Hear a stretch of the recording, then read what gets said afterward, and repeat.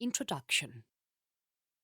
What we need to understand before setting out on a transformational journey, such as building a new, more positive life for oneself, is that it is a matter of breaking patterns. Breaking a pattern, however, is no easy job, irrespective of whether or not the habits we are trying to break are negative or positive. Fortunately, as difficult or even unachievable some goals set as resolutions might seem, it is in our power to obtain them into reality. The good news is, change doesn't have to be difficult. If, upon setting out your goals, you pay attention and think of manageable goals that will not overpower your will and build a sound strategy, you may create the major transformation you need to achieve your targets and turn into your desired self. On the one hand, it is a matter of how much one perceives they deserve to get from life. People's perceptions get in the way of what they actually achieve in their lives. People tell themselves they deserve less and thus obtain less. Others deny themselves things that any other human being may expect as a norm because they believe that this denial is necessary in order to provide for loved ones, to have what they want. The problem is that what this kind of thinking does is make life very dull and also tends to cause resentment. So how does one avoid such situations? On the one hand, we have the issue of perception, as aforementioned. This can be solved by means of visualization, helped by big work toward building new habits that sustain such transformation. Chapter 1. Developing your routine. Don't throw yourself on the big prey. Start small. The secret is including small habits in your daily routine and then developing them into units of your envisaged change. How is it that small habits could be the key to your transformation? Habits make an important part in someone's life.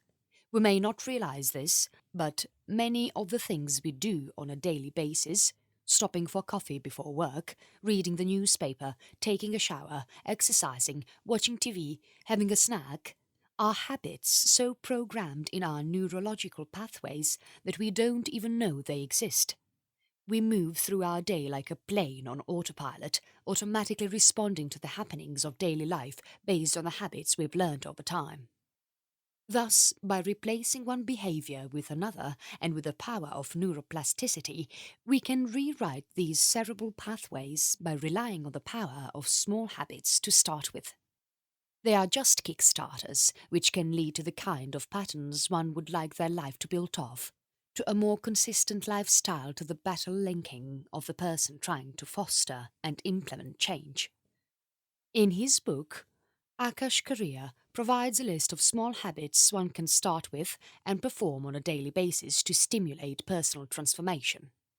Small as they may seem, they have the power to lead to larger scale and long-term improvement in your life. Start with whichever one best fits what you intend to achieve. Here it is. Read for 10 minutes. Do 2 push-ups. Drink a small glass of water with lunch.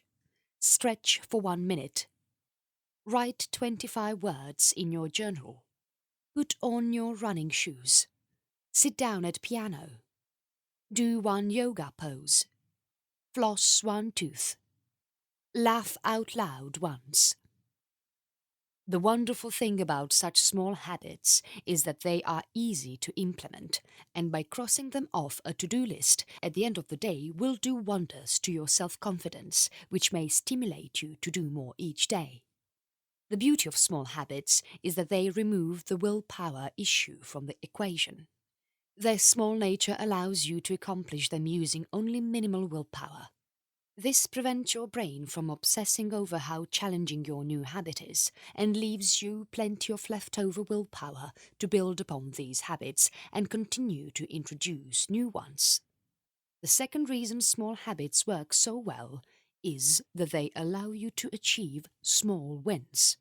Rather than setting huge goals and failing, you can set multiple goals and experience success over and over.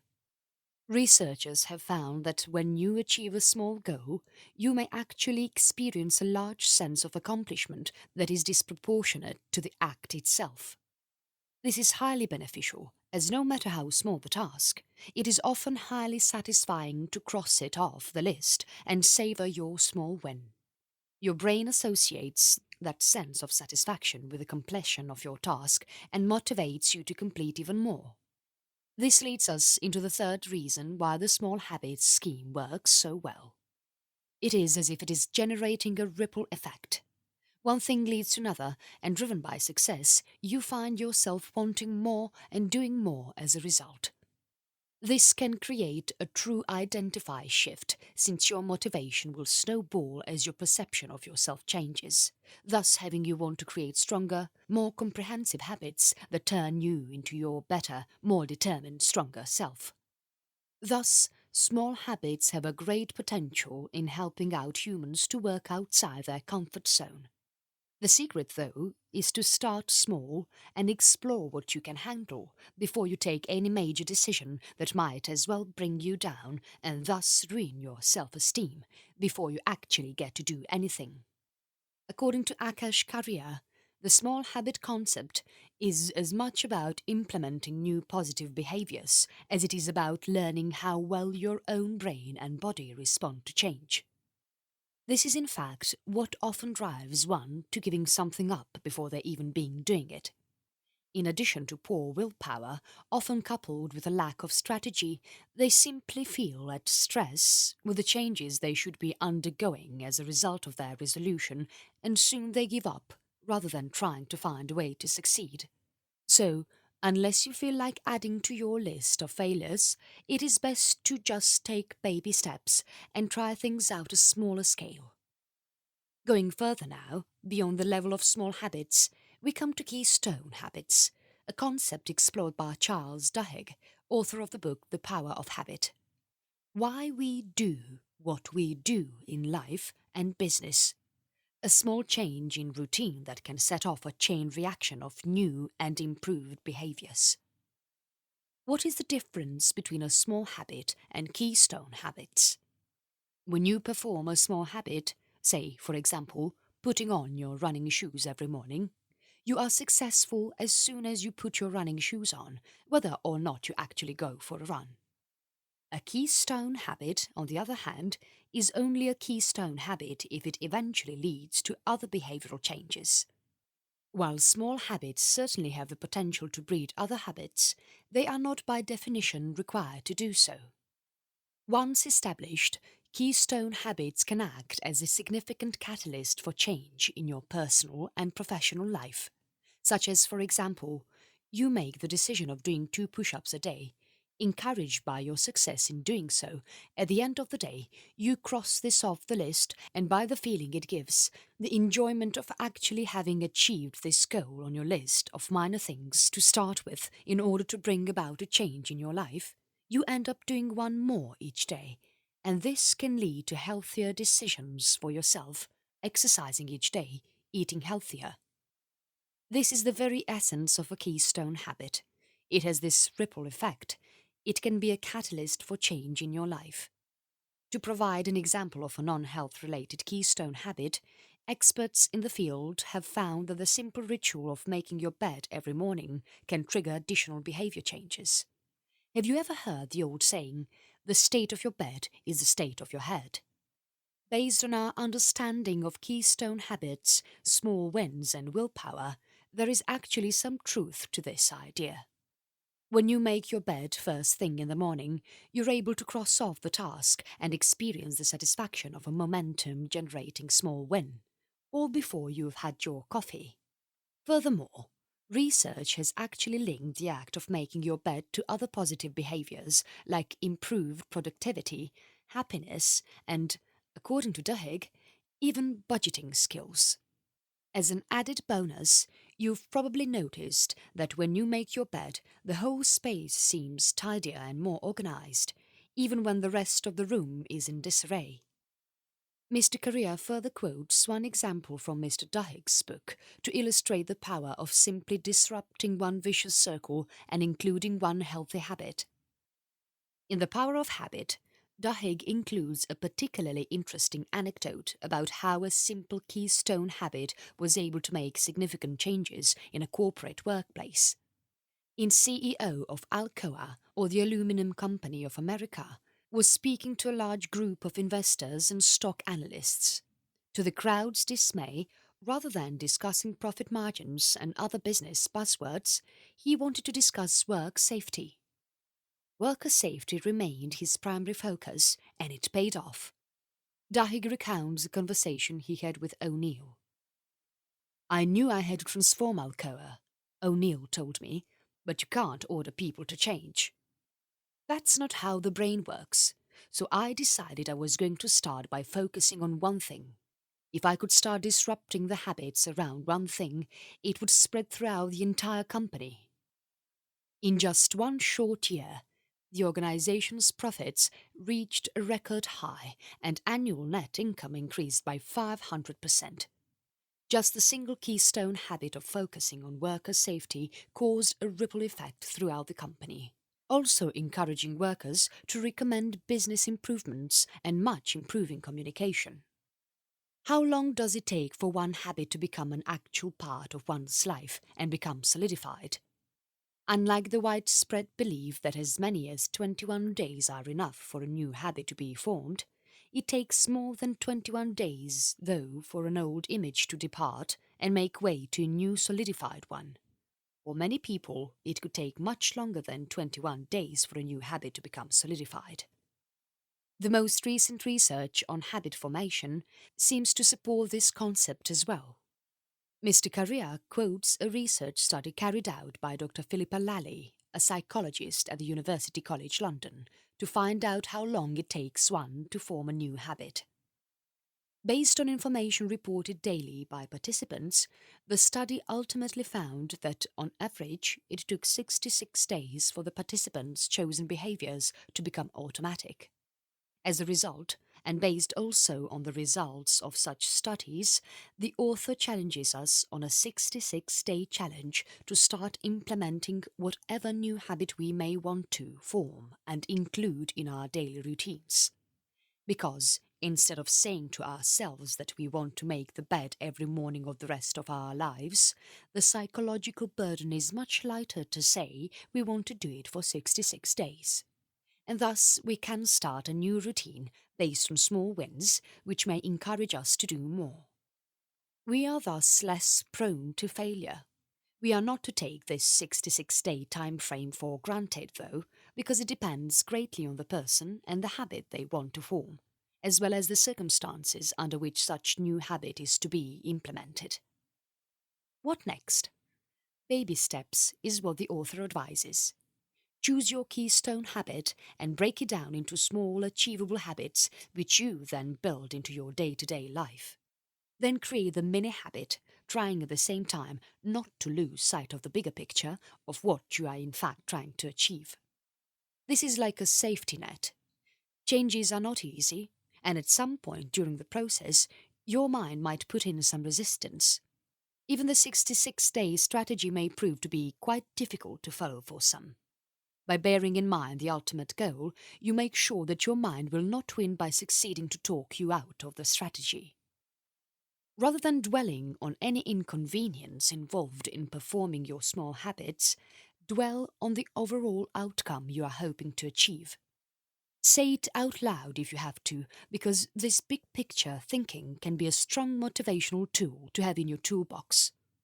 Another interesting point the author is making is that abstract thinkers will find it easier to succeed than concrete ones. Abstract thinkers were proven to exert higher self-control than the latter. He relies this observation on a study on factors influencing self-control. The author advises, in order for one to have better chances of succeeding forming new habits that stay with you in the long run, you should keep focused on what you are trying to achieve. Start small, but dream big. The next step on the agenda is to reward yourself. Based on the pleasure-pain dichotomy that underlies and governs all human actions, a Freudian find according to which humans are innately motivated to seek that which gives them pleasure and avoid that which causes them pain, it is the author's belief that this principle greatly applies to the habit creation process.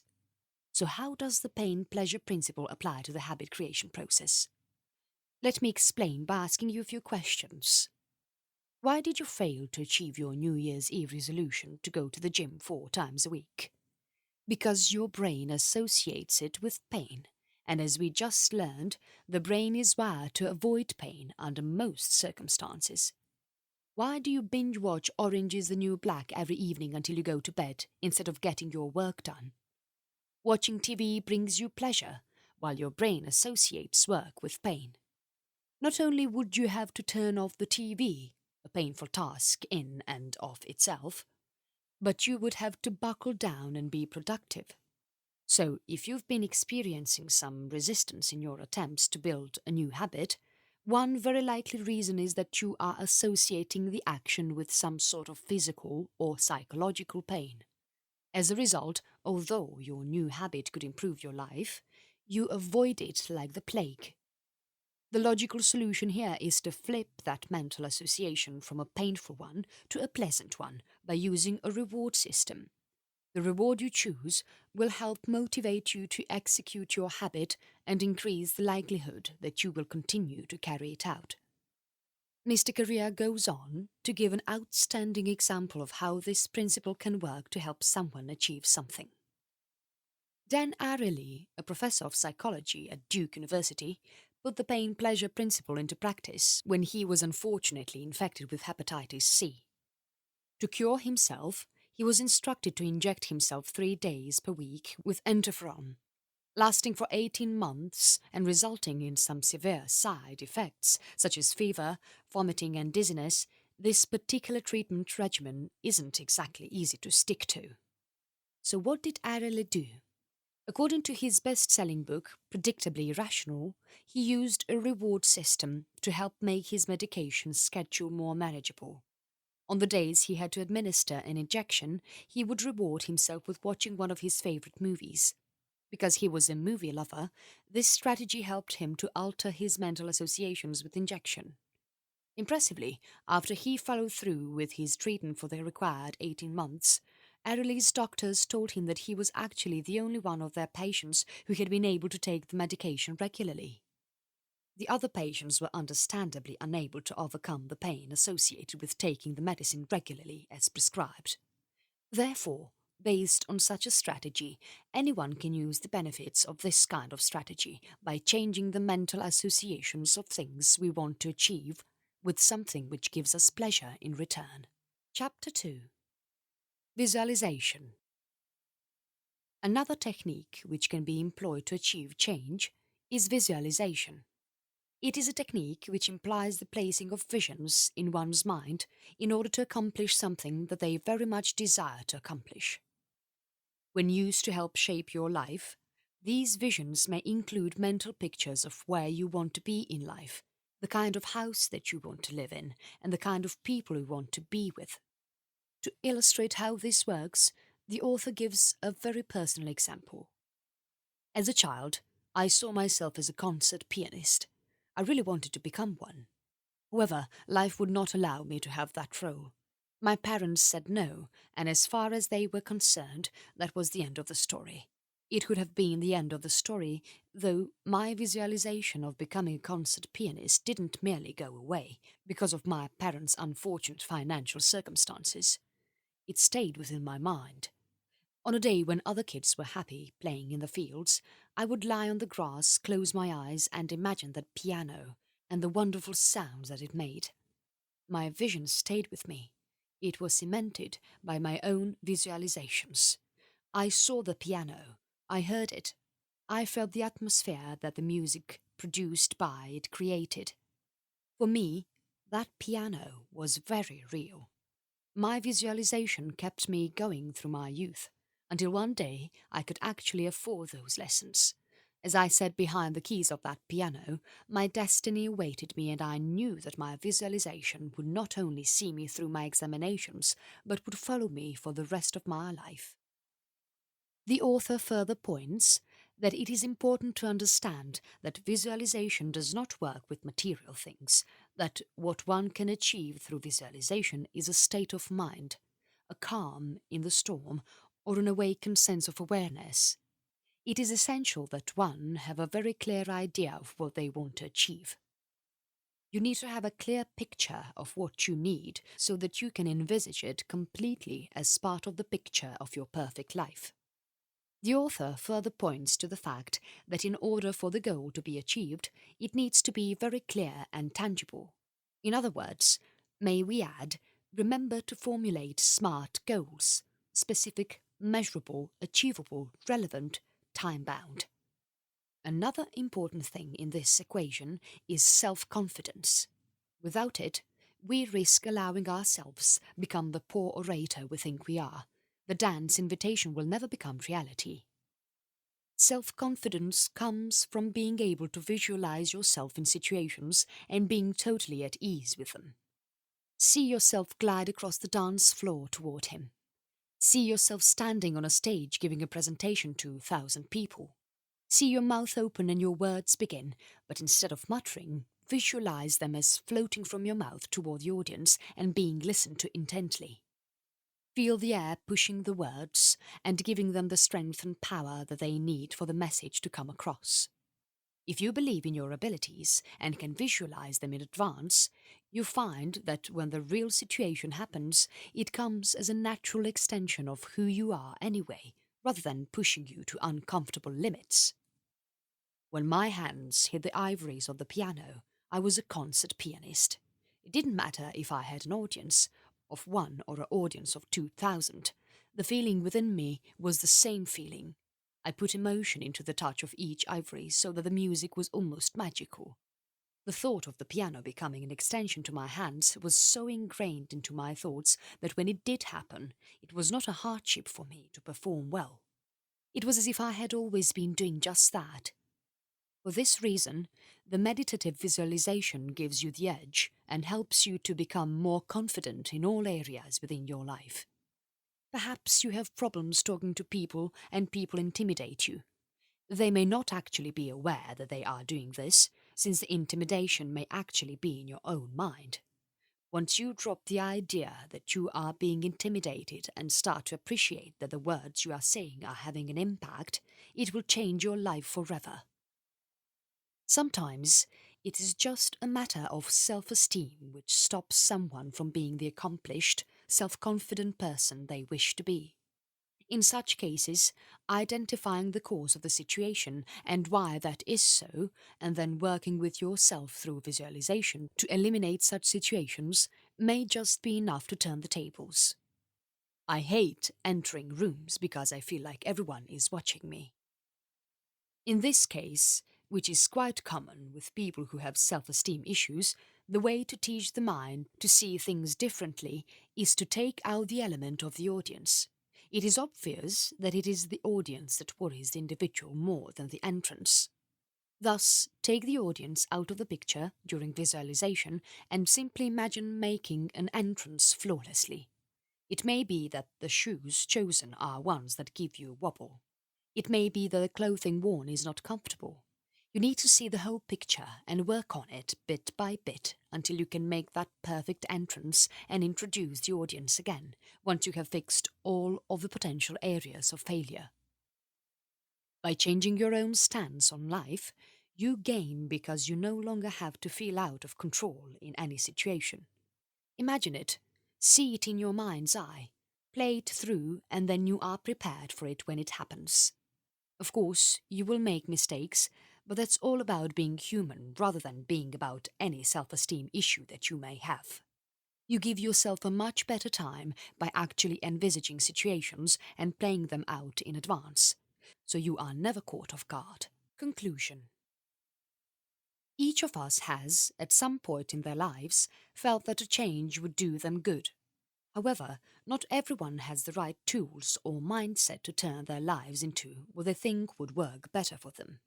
No matter how convinced they may be of the benefit in the back of their minds, reluctance to change is many times much stronger than they could have ever imagined, and try as they might, they just do not seem to be able to surpass the difficulty of giving up bad habits and including new, healthier ones in their daily routines. This is what we have tried to do here. Show that there is no singularity in this kind of feat, and this does not have to be difficult. By setting out on the road well prepared with the right plan and strategies, you can not only manage to change your life into what you have always dreamed of to be, but also outstandingly succeed in exceeding all expectations. By applying psychology of change and or meditation visualization, you can become the contemporary dancer you have always wanted or the successful writer you intend to become. What you need to never forget is that it is all in your power to do so, that your mind can be not only your greatest help, the most useful of tools, but also the fiercest of your enemies once you've decided to give up pursuing your dream.